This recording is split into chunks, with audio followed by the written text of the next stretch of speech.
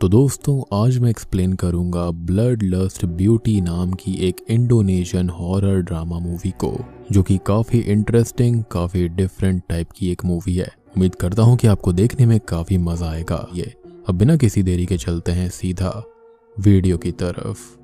कहानी की शुरुआत में हम एक कपल को देख पाते हैं जिसके अंदर हस्बैंड का नाम रॉय और बीवी का नाम मरियम होता है। वैसे तो इन दोनों के बीच कोई दिक्कत नहीं थी, लेकिन कुछ वक्त से रॉय अपनी बीवी मरियम को छोटी छोटी बातों पर डांट दिया करता था, जिससे कि वो काफी दुखी रहती। अब यहाँ पर हम यूदा नाम के एक प्रोफेशनल पेंटर को भी देख पाते हैं, जो कि उसी जगह आसपास रहने आया होता है और रॉय के घर से कुछ ही दूरी पर उसने अपने लिए एक घर लिया होता है। वहां पर आकर यूदा घर की कंडीशन को चेक करता है, जो कि बहुत ही गंदा था, और वहां उसको ये भी पता चलता है कि इसी घर के पहले ओनर ने इसी घर के अंदर खुद को खत्म किया था। लेकिन इन बातों से यूदा को कोई फर्क नहीं पड़ता। अब वो घर की सफाई करके अपनी पेंटिंग को बनाना शुरू करता है, लेकिन पूरी पेंटिंग बनाने के बाद उसे कैरेक्टर का चेहरा डिसाइड करने में दिक्कत आ रही थी, जिस वजह से वो काफी ज्यादा फ्रस्ट्रेट हो जाता है। लेकिन उसी वक्त उसके घर के बाजू से मरियम गुजरती है, जिसको पहली नजर में देखते ही यूदा उसकी खूबसूरती की तरफ खींचा चला जाता है और वो उसे फॉलो करते हुए उसके पीछे जाने लगता है। अब वहां से मरियम अपने पिता की ग्रेव पर आती है और उन्हें याद करते हुए रोने लगती है।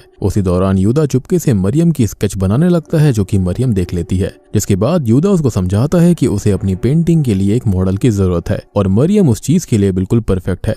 जिस पर मरियम यूदा की बनाई हुई कुछ स्केचेस को देखती है, जो कि उसने उसे ही देखकर बनाए थे, एंड ऑब्वियसली वो काफी ज्यादा इम्प्रेस्ड हो जाती है और फिर वो उससे ये कहती है कि मुझे भी एक पेंटिंग बनवानी है। जिस पर यूदा कहता है कि वो उसके लिए फ्री में ही पेंटिंग बना देगा, पर क्या वो उसकी मॉडल बन सकती है? जिस पर वो ये कहती है कि वो इसके लिए अपने पति से पूछेगी, और पति शब्द सुनते ही यूदा समझ जाता है कि वो शादीशुदा है और उसका चेहरा उतर जाता है। जिसके बाद मरियम घर आ जाती है। दूसरी तरफ हम रॉय को देख पाते हैं, जिसने ओजाई नाम के एक खतरनाक लोकल माफिया से पैसे उधार लिए थे, जिसका इंटरेस्ट देने आज रॉय वहां पर आया था। लेकिन वो भी इंटरेस्ट पूरा नहीं होता, ऊपर से रॉय को अभी ओजाई से थोड़े और पैसे उधार चाहिए थे, जिसे लौटाने का वो वादा करता है। हालांकि उसने पहले वाले भी नहीं लौटाए थे।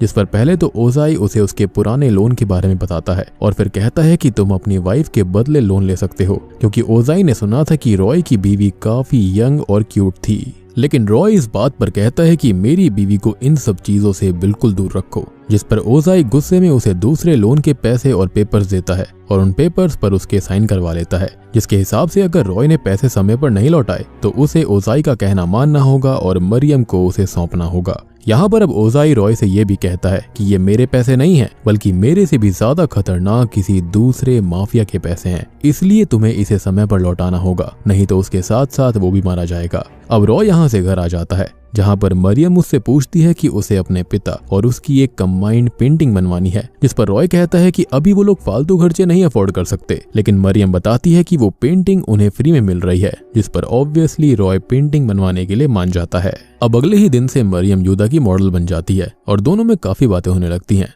मरियम तब यूदा को अपने डैड की एक फोटो देती है, ताकि यूदा उसका रेफरेंस लेकर उसकी और उसके पिता की एक अच्छी सी पेंटिंग बना दे। अब आगे मरियम यूदा को ये भी बताती है कि उसके पिता एक बहुत ही अच्छे आदमी थे और वो उसे बहुत प्यार किया करते थे। उनका मानना था कि हर लड़की को ताकतवर होना चाहिए और इसी वजह से उन्होंने उसको सेल्फ डिफेंस और मार्शल आर्ट्स भी सिखाया था, यानी कि वो सुंदर होने के साथ साथ एक जाबाज लड़की थी। खैर कई दिनों तक दोनों पेंटिंग की वजह से मिलते रहते हैं और यूदा को मरियम की कंपनी बहुत ही अच्छी लगने लगती है। अब ऐसे ही एक दिन जब रॉय मरियम को कॉल करता है तो उसकी मेड कॉल उठाती है और रॉय को पता चल जाता है कि मरियम उस पेंटर के साथ उसके घर में अकेले पेंटिंग बनवाने गई है, जिस बात से रॉय बहुत गुस्सा हो जाता है। यानी कि यहाँ पर मरियम ने रॉय को पूरी बात नहीं बताई थी। अब उसी शाम ओजाई के आदमी आकर फिर रॉय को उसके पास ले जाते हैं, क्योंकि उसने अब तक दूसरे लोन के पैसे नहीं लौटाए थे। जिस पर वो अपने बिजनेस पार्टनर को कॉल करता है और उन पैसों के बारे में पूछता है, जिससे उसे पता चलता है कि उनके इलीगल वर्क के बारे में पुलिस ऑफिसर्स को पता चल चुका है और उसके पार्टनर्स को भी अरेस्ट कर लिया गया है, जिससे कि सारे पैसे डूब चुके हैं। ये सुनकर ओजाई का दिमाग खराब हो जाता है और वो अपने लोगों से रॉय की उंगली काट देने के लिए कहता है, लेकिन उससे पहले रॉय उसे मना लेता है और ये कहता है कि वो अपना घर बेच देगा और उसके सारे पैसे लौटाएगा, जिसके लिए ओजाई मान जाता है। दूसरी तरफ हम देखते हैं कि मरियम की पेंटिंग पूरी हो चुकी है एंड एज अ व्यूअर हम समझ पाते हैं कि यूदा को मरियम से प्यार हो गया था। अब मरियम उस पेंटिंग को लेकर अपने घर आती है जहाँ पर उसे अपनी पेट कैट का कटा हुआ सर डाइनिंग टेबल पर रखा मिलता है, जिसको देखकर वो जोर जोर से रोने लगती है और उसी वक्त यूदा आकर उसे संभालता है। लेकिन तब तक रॉय के घर आने का समय हो चुका था, जिस वजह से मरियम यूदा को वहां से जाने के लिए कह देती है और वो दुखी होकर वहां से चला जाता है। अब रॉय जैसे ही घर पहुंचता है तो उसे उसकी बिल्ली के सर वाली बात पता चलती है और वो समझ जाता है कि ये सब उन्हें डराने के लिए ओजाई के लोगों ने ही किया होगा। वो मरियम से कहता है कि उन्हें इस घर को बेचना होगा वरना उनके साथ भी ऐसा ही होगा और ये एक वार्निंग है। और रॉय यहाँ पर मरियम से ये बातें इसलिए पूछता है क्योंकि असल में घर के पेपर्स उसके ही नाम पर थे और ये घर उसके पिता का था। मरियम ये सुनते ही घर को बेचने से सीधा मना कर देती है क्योंकि ये उसके पिता की आखिरी निशानी थी। अब रॉय फिर मरियम से कहता है कि जब मैं मर जाऊंगा तब तुम आराम से उस पेंटर के साथ इस घर में रहना, जिस पर मरियम ये कहती है कि यूदा और उसका कोई रिश्ता नहीं चल रहा है, उसको गलतफहमी हो रही है और वो उसकी बात को भी समझे क्योंकि ये घर उसके लिए बहुत ही ज्यादा कीमती था। जिस बात से रॉय गुस्सा होकर वहां से चला जाता है और मरियम ये देखकर रोने लगती है। रॉय फिर ओजाई को कॉल करके एक प्लान बनाता है जिसके अंदर ओजाई के लोग मरियम को खत्म कर देंगे और इसका इल्जाम वो यूदा पर डाल देंगे, जिससे कि वो लोग इस खून में फंसेंगे भी नहीं और मरियम के मरने के बाद घर अपने आप रॉय के नाम हो जाएगा और वो उसको बेचकर वो उसके पैसे लौटा देगा।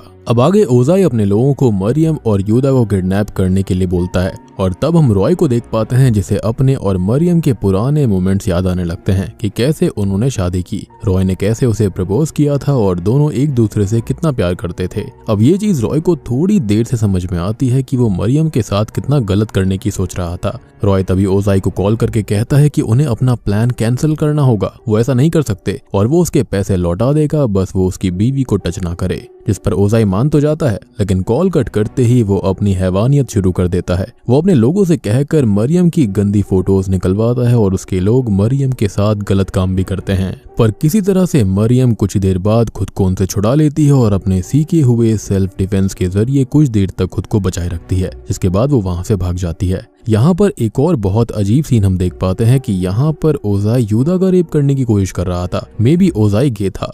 हालांकि सही समय पर यूदा खुद को वहां से बचा लेता है और मरियम के साथ वहां से भागने लगता है, जिस दौरान उन पर कई लोग हमला कर देते हैं जिसमें यूदा को एक जन नाइफ से स्टैब भी कर देता है और मरियम वहां से भागकर एक ब्रिज पर आ जाती है जहां पर ओजाई अपने लोगों के साथ पहुंच जाता है और मरियम से कहता है कि तुम्हारे हस्बैंड ने ही हमें ये सब करने के लिए कहा था, जिसके बाद वो उसे वहीं पर स्टैब करके मार देता है और उसकी बॉडी को ब्रिज से नीचे फेंक देता है। ये सब होते हुए यूदा अपने सामने देखता है लेकिन जख्मी होने की वजह से वो कुछ नहीं कर पाता और रोते रोते वहीं बेहोश हो जाता है क्योंकि उसे मरियम से प्यार था। अब अगले दिन यूदा को कुछ लोग रेस्क्यू करते हैं और उसे समय पर बचा लिया जाता है। तब वो पुलिस ऑफिसर्स को पिछली रात के बारे में सब कुछ बताता है और ऑफिसर्स ब्रिज के पास मरियम की बॉडी को ढूंढने भी जाते हैं लेकिन उन्हें वहां पर मरियम कहीं नहीं मिलती। यूदा मरियम के मौत से बहुत दुखी था लेकिन दूसरी तरफ रॉय की भी हालत काफी खराब थी। उसे मरियम के नाइटमेयर्स आने लगते हैं जिसमें मरियम की आत्मा उसे मारने की कोशिश कर रही थी, जिसके बाद पूरे टाउन में ये खबर फैल जाती है कि कई लोगों ने मरियम की आत्मा को ब्रिज के पास देखा है। अब आगे हम ओजाई के एक आदमी को एक अनजान औरत को रात में लिफ्ट देते हुए देखते हैं जो कि ब्रिज के पास उसे लेकर जाती है, लेकिन वो औरत कोई और नहीं बल्कि वो मरियम की आत्मा थी जो कि उसी आदमी को उस ब्रिज के पास लाकर उसे बेरहमी से खत्म कर देती है।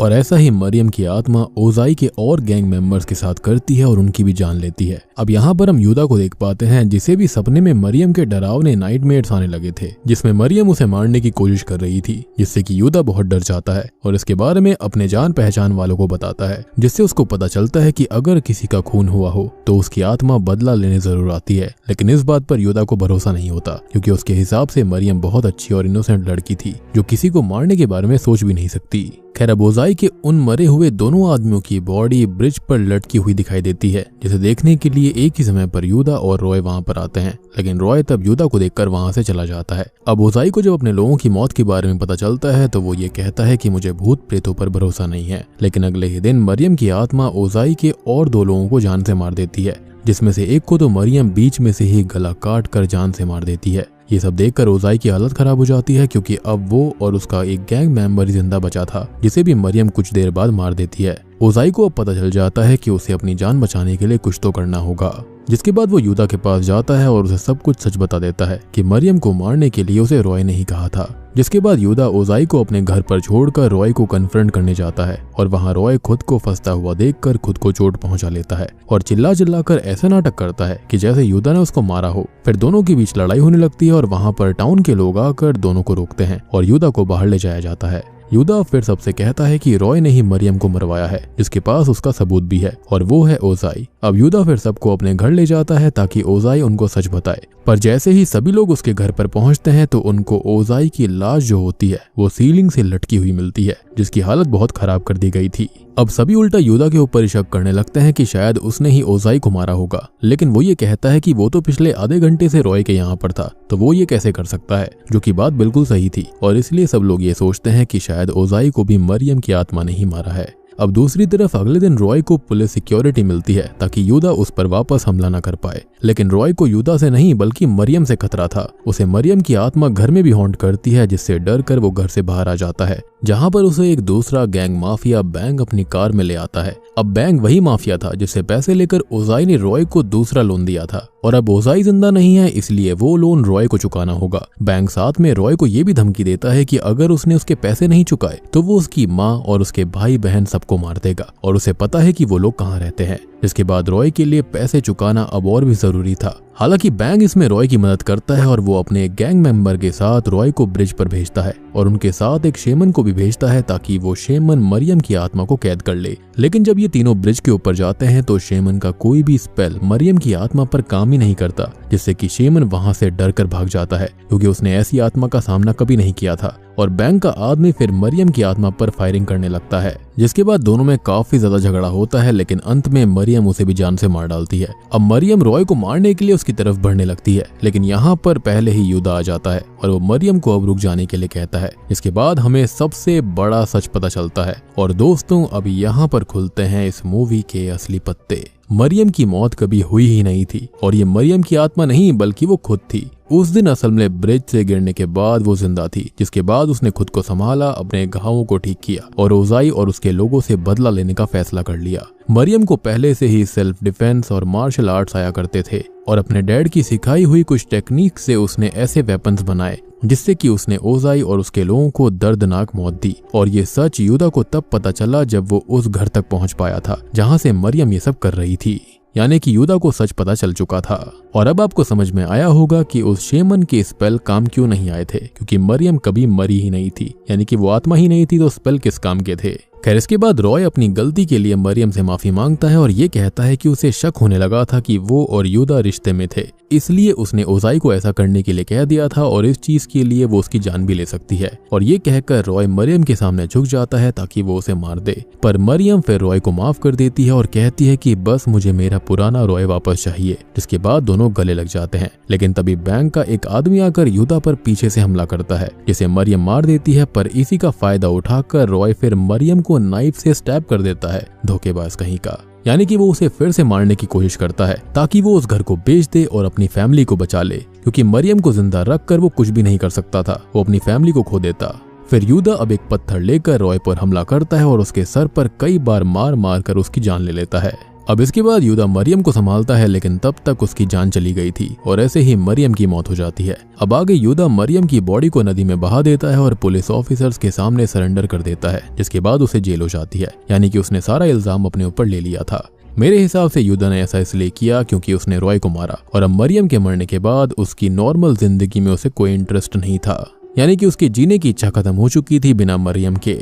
अब मूवी के एंडिंग सीन में हम बैंक को मरियम के घर पर कब्जा करते हुए देख पाते हैं, क्योंकि ऑब्वियसली यहाँ पर रॉय भी नहीं बचा, मरियम भी नहीं बची, जहाँ पर अब इस घर का मालिक वो बन गया था। पर तभी मरियम की असली आत्मा वहाँ पर आकर बैंक के ऊपर हमला कर देती है और उसे जान से मार डालती है। और उसकी आत्मा के यहाँ पर आने के दो रीजंस थे। पहला तो ये कि ये घर उसके पिता की आखिरी निशानी थी, दूसरा ये कि वो भी यूदा से प्यार करती होगी। लेकिन यहाँ पर मामला इतना ही नहीं था और यहाँ पर मूवी खत्म भी नहीं होती, क्योंकि पोस्ट क्रेडिट सीन में हम ओजाई की आत्मा को ब्रिज पर देख पाते हैं। जी हाँ, यानी कि उसकी आत्मा यहाँ पर आ चुकी थी, जो कि वहां पर गुजर रहे लोगों को खतरनाक तरह से हॉन्ट कर रही होती है। और बूम, इसी के साथ में ये मूवी यहीं पर खत्म हो जाती है। तो दोस्तों ये थी ब्लड लस्ट ब्यूटी फिल्म की कहानी, जो कि एक इंडोनेशियन हॉरर मूवी है।